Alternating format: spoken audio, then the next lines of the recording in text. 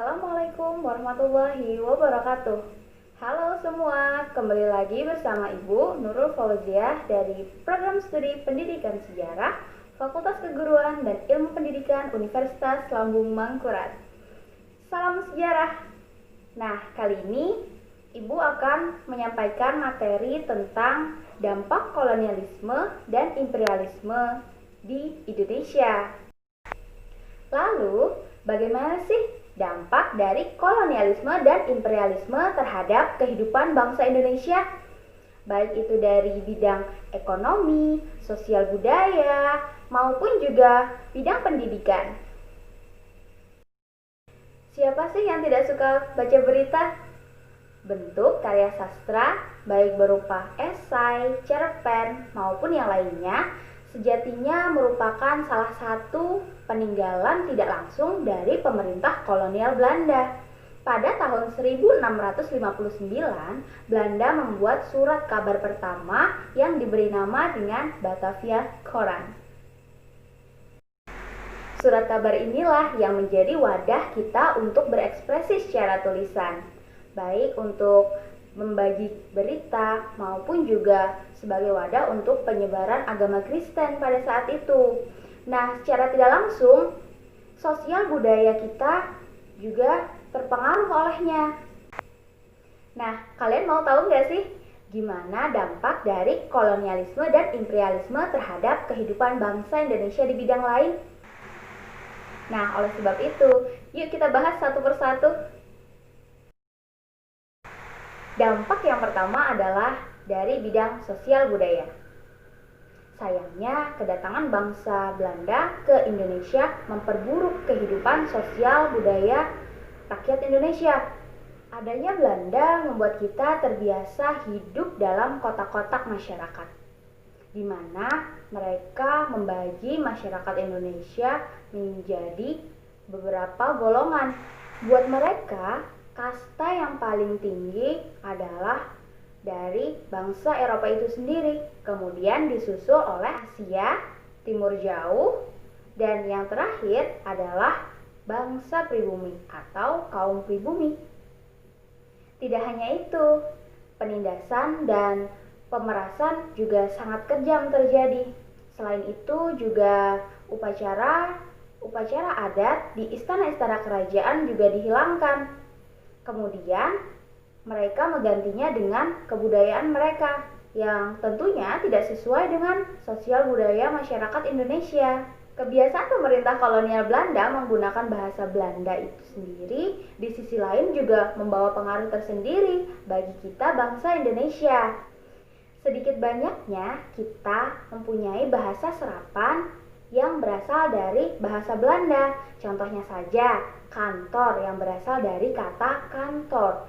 Kemudian, kata koran yang berasal dari kata krant. Pengaruh lain dari Belanda terhadap sosial budaya kita terdapat pada karya sastranya. Nah, seperti apa? Contohnya adalah surat kabar yang dibuat pertama kali oleh Belanda pada tahun 1659. Nah, surat kabar itulah yang sangat membantu bangsa Indonesia dalam penyebaran informasi. Seperti saja penyebaran agama Kristen, Katolik, dan Protestan pada saat itu juga banyak sekali ditemui di koran. Kemudian, dampak yang kedua adalah dari bidang ekonomi. Karena tujuan Belanda ke Indonesia adalah untuk mendapatkan rempah-rempah, maka mereka harus membuat infrastruktur untuk menunjang dalam pengangkutan bahan makanan. Nah, makanya mereka punya andil dalam pembuatan infrastruktur baik berupa rel kereta api maupun jalan raya di Indonesia. Bahkan mereka membuat waduk dan irigasi. Selain itu, mereka juga membangun industri pertambangan, yaitu pertambangan minyak bumi yang ada di Tarakan, Kalimantan Timur. Ya, monopoli dagang yang dibuat oleh VOC membuat perdagangan Nusantara di kancah internasional juga memburuk. Mengapa? Karena kita cuma tahu membuat bahan mentah saja, tapi kita tidak tahu cara mengolahnya lebih lanjut. Nah, kemudian dampak yang ketiga adalah dari bidang pendidikan. Di bidang pendidikan, pemerintah Belanda berhasil memanfaatkan rakyat kita untuk menjadi pegawai pemerintahan. Yaitu mereka dijadikan pegawai administrasi yang terdidik, tetapi dihargai dengan harga yang murah. Secara pendidikan formal, Belanda menyusun kurikulum pengajarannya sendiri sampai pada abad ke-19. Makanya, terdapat kecenderungan politik dan kebudayaan pada pendidikan kita pada saat itu.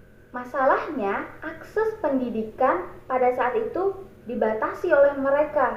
Belanda lagi-lagi membuat sekat dan kasta.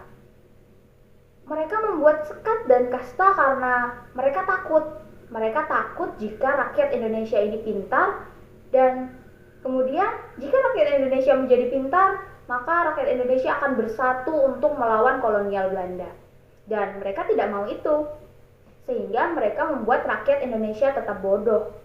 Makanya, pada saat itu hanya orang-orang tertentulah yang dapat mengenyam pendidikan. Contohnya saja dari golongan keturunan raja. Selain itu juga contohnya lagi dari kalangan bangsawan dan juga pengusaha-pengusaha kaya pada saat itu. Nah, lama-kelamaan hal ini membuat sebagian kalangan menjadi geram. Alhasil muncullah akademisi yang mementingkan pendidikan. Contohnya saja dengan munculnya Budi Utomo pada saat itu. Nah, mulai dari Budi Utomo itu kemudian muncullah pendidikan berbasis agama yang dipelopori oleh Muhammadiyah. Dan tentu saja selain itu juga dari bapak pendidikan kita, yaitu Ki Hajar Dewantara. Nah, gimana nih? Lumayan banyak kan ternyata dampak dari kolonialisme dan imperialisme terhadap kehidupan bangsa Indonesia. Nah, itu tadi ada bidang ekonomi, sosial budaya, dan ada juga dari bidang pendidikan. Meskipun terkesan banyak yang negatif, tapi dari hal tersebut dapat memicu semangat kita untuk bisa lebih maju dalam bidang-bidang tadi. Mungkin cukup sekian materi pembelajaran pada kali ini. Semoga materi pembelajaran kali ini bisa bermanfaat. Jangan lupa belajar di rumah ya. Ibu juga mau mengingatkan ke kalian untuk selalu mematuhi protokol kesehatan, jangan lupa pakai masker.